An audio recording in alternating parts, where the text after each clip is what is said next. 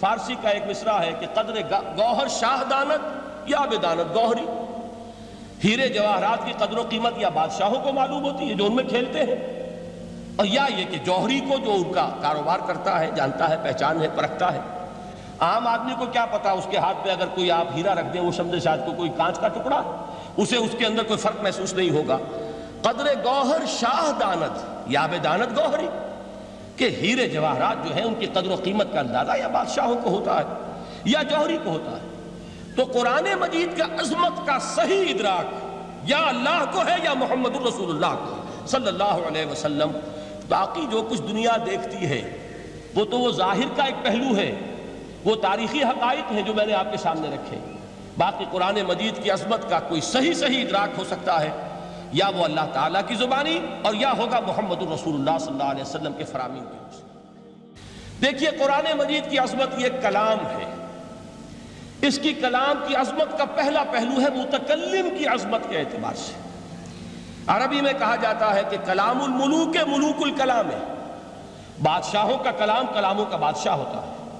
بادشاہ جب گفتگو کرے گا معلوم ہوگا شاہانہ انداز ہے، ایک کوئی بھکاری گفتگو کرے گا یا کوئی کنجرا گفتگو کرے گا، سبزی فروش کرے گا، کوئی مچھلی فروش کرے گا، ہر ایک کا پتہ چل جائے گا کہ کون بولا۔ وہ جس کو کہتے ہیں کہ تانت بازی راگ پایا، دو جملے کوئی شخص بولے گا پتہ چل جائے گا کتنے پانی میں ہے، اس کے علم کا، فضل کا، تہذیب کا، تمدن کا کیا معیار ہے۔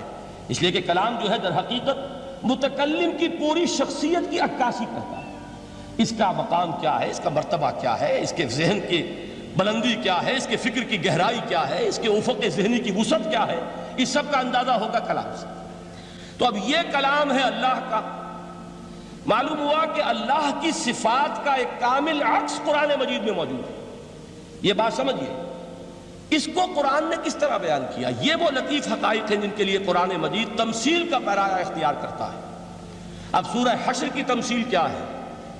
لَوْ أَنزَلْنَا هَذَا الْقُرْآنَ عَلَى جَبَلٍ، اگر ہم نے اس قرآن کو کسی پہاڑ پر اتار دیا ہوتا، لَرَأَيْتَهُ خَاشِعًا مُتَصَدِّعًا مِنْ خَشْيَةِ اللَّهِ، تم دیکھتے اس پہاڑ کو کہ اللہ کی خشیت سے دب جاتا اور پھٹ جاتا۔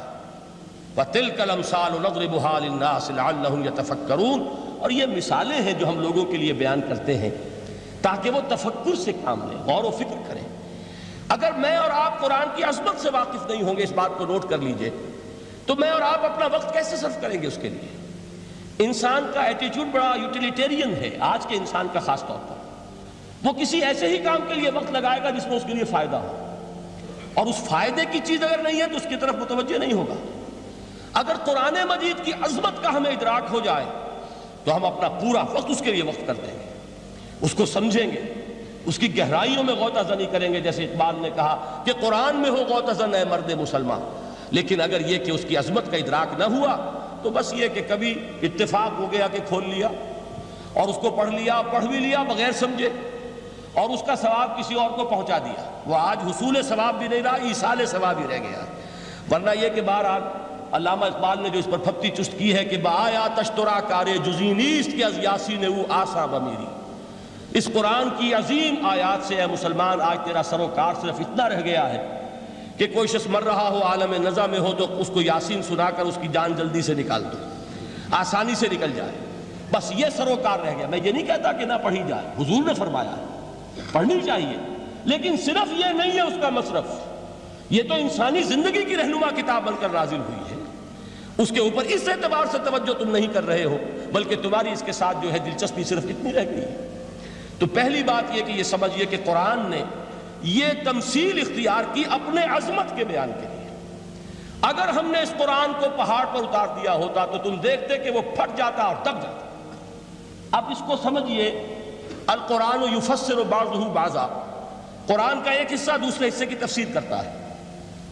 سورہ اعراف میں واقع آیا ہے کہ حضرت موسیٰ علیہ السلام کا آپ کو معلوم ہے کہ کوہ طور پر اللہ تعالیٰ سے ہم کلامی کا شرف حاصل کرتے تھے، گفتگو ہو رہی ہے لیکن اللہ نظر نہیں آ رہا۔ اب اس کو اپنے اوپر طاری کیجئے کہ صاف سامنے آتے بھی نہیں، صاف چھپتے بھی نہیں۔ یہ جو صورتحال تھی کہ اگر کسی کی آپ آواز سن رہے ہیں، کلام سن رہے ہیں، سامنے نہیں آ رہا، تو آپ کے دل میں خواہش پیدا ہوگی کہ ذرا سے یہ پردہ بھی اٹھا دیا جائے، مجھے دیدار بھی حاصل ہو جائے۔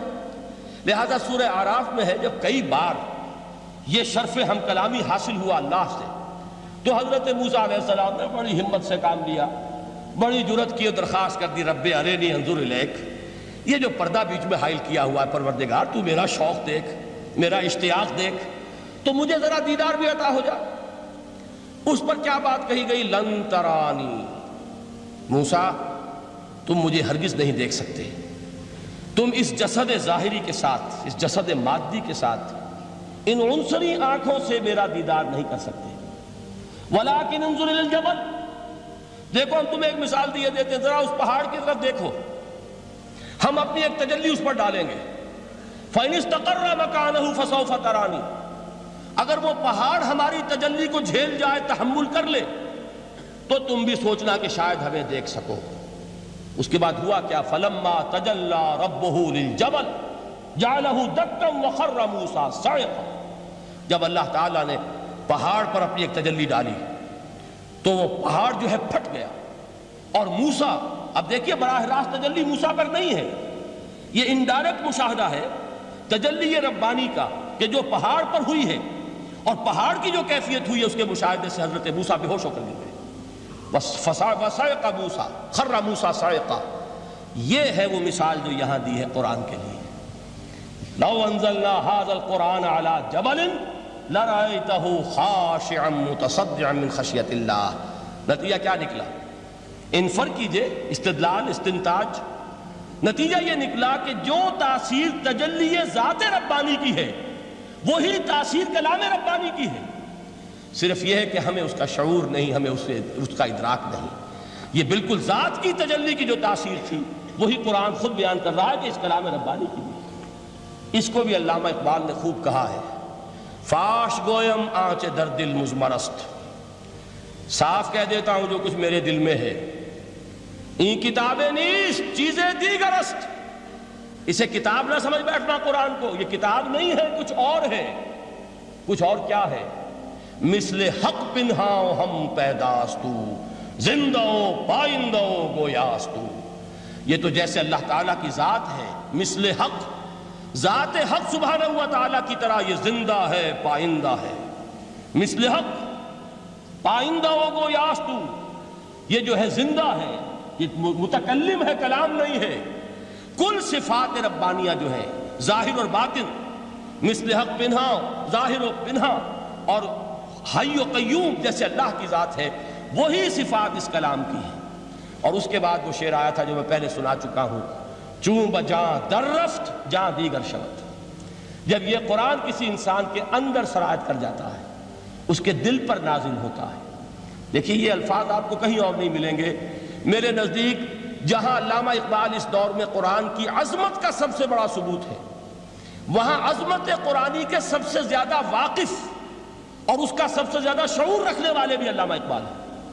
یہ الفاظ آپ کو کہیں نہیں مل سکیں گے کہ مثل حق پنہاؤ ہم پیداستو، زندہ و پائندہ و گویاستو، چوں بجاں در رفت جہاں دیگر شود، جہاں چو دیگر شد جہاں دیگر شود۔ جب یہ انسانوں کے اندر سرایت کر جاتا ہے، ان کے اندر ایک انقلاب آ جاتا ہے، اور یہ اندر کا انقلاب ہے جو ایک عالمی انقلاب کا پیش خیمہ بنتا ہے۔